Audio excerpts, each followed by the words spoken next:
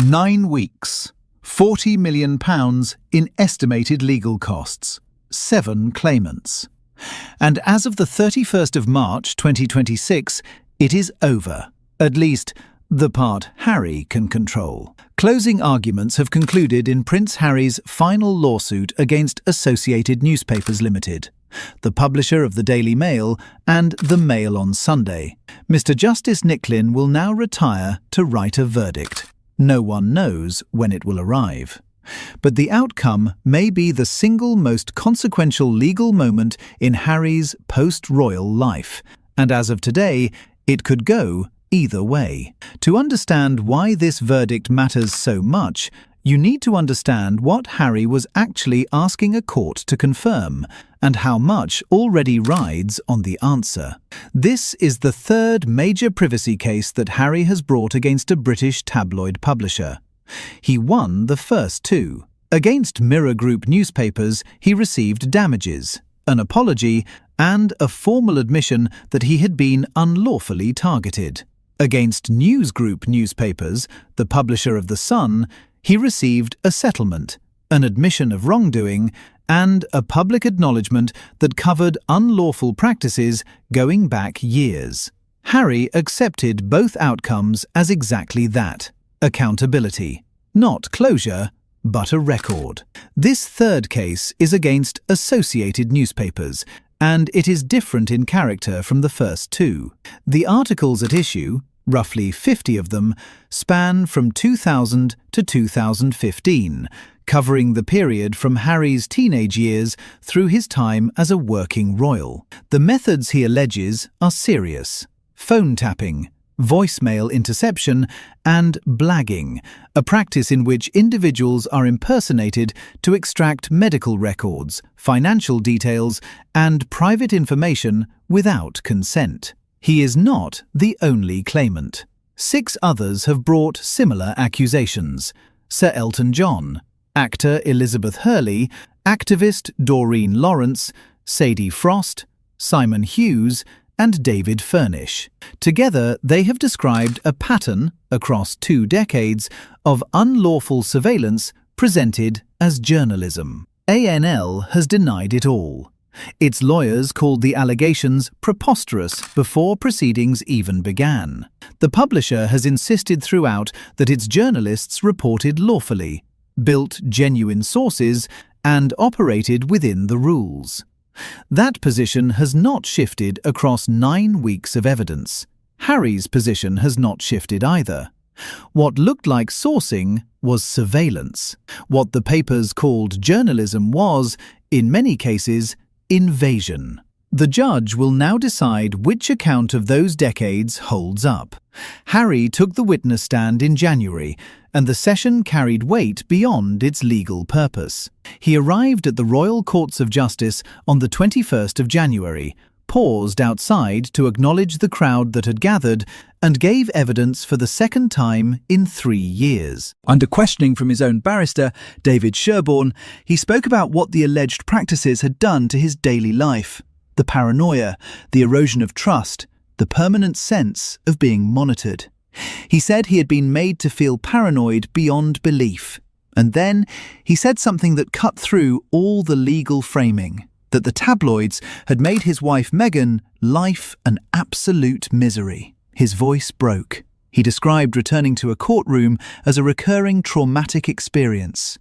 He said he believed it was fundamentally wrong that all of them had been put through this process again, when all they had ever asked for was an apology and some accountability. Under cross-examination, ANL's lawyer, Anthony White, pressed him on whether the articles could have been sourced through legitimate means: people in his social circle, publicists, the proximity that inevitably surrounds a prominent royal. Harry rejected this consistently. He said the kind of information that found its way into those articles was not the kind of thing he discussed openly, and that he had never been friends with any of the journalists involved.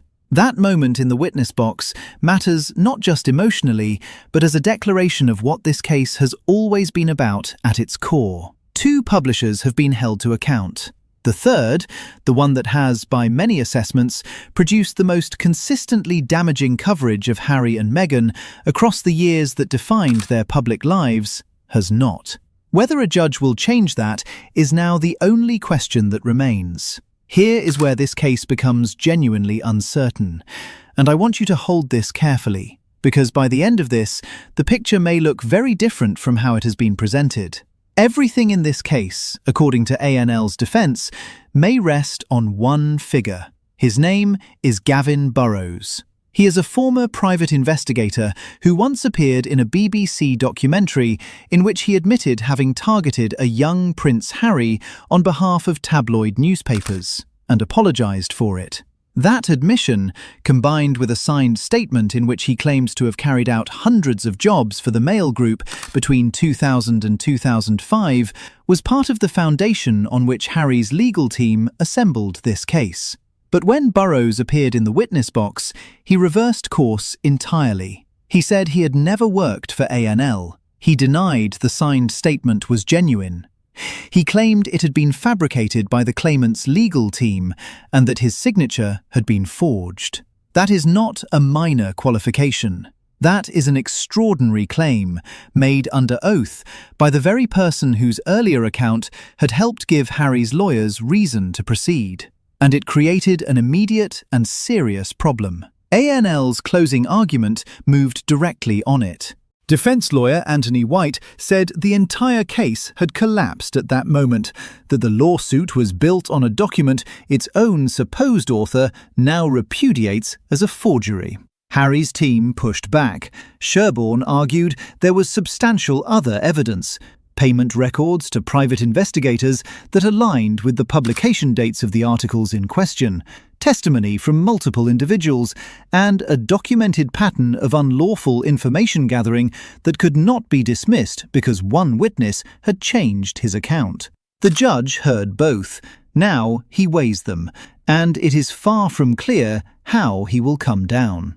There are at least two honest ways to read where this case now stands, and both deserve a proper hearing. The first is that Harry has already achieved something historically significant, regardless of the verdict.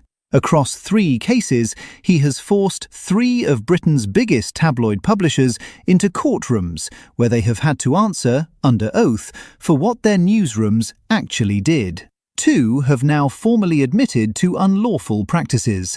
A third has endured 9 weeks of evidence and public disclosure. Whatever Mr. Justice Nicklin decides, that process exists as a permanent record.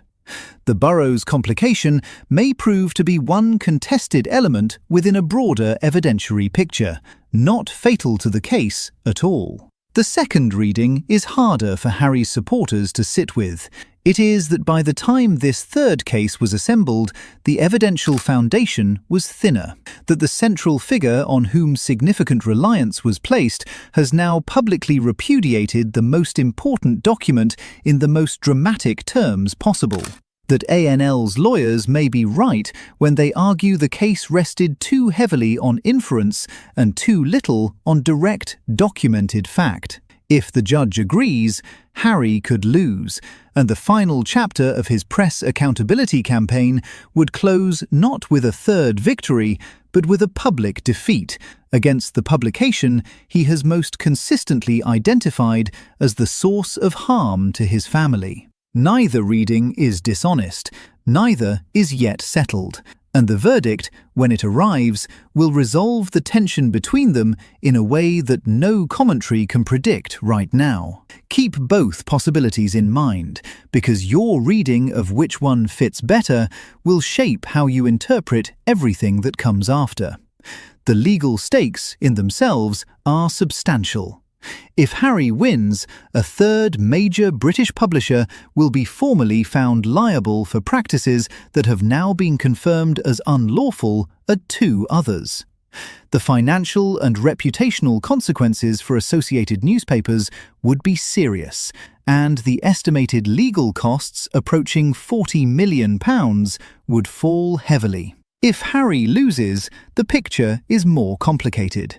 2 previous victories remain intact. But a ruling against him in this case, the one he brought last way, the one he framed as his final piece of unfinished business, would carry symbolic weight that the earlier wins cannot fully offset. His critics have positioned themselves to make the most of that outcome.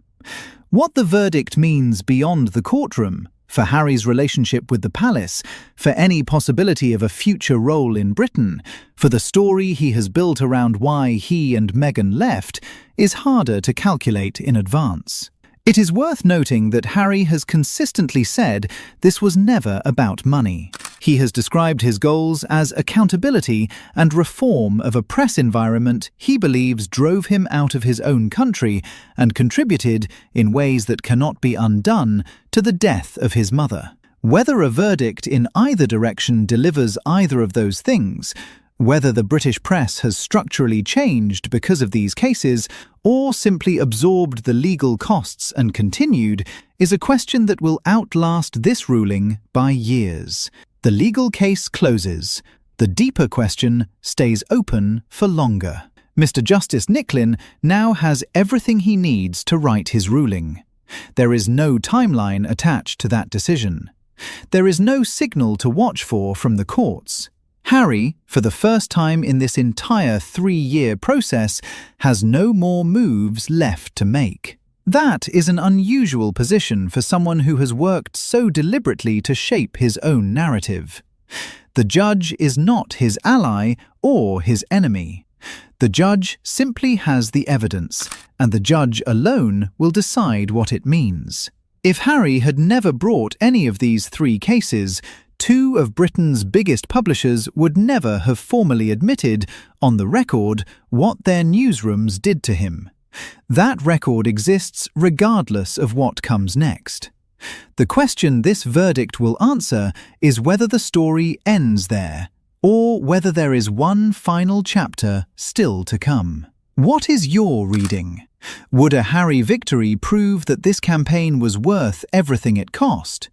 Or would a Harry loss and the Mail's vindication actually tell us something more revealing about whether the British press has genuinely changed at all? Drop your view below and stay with the channel. This ruling arrives without warning, and when it does, it will matter.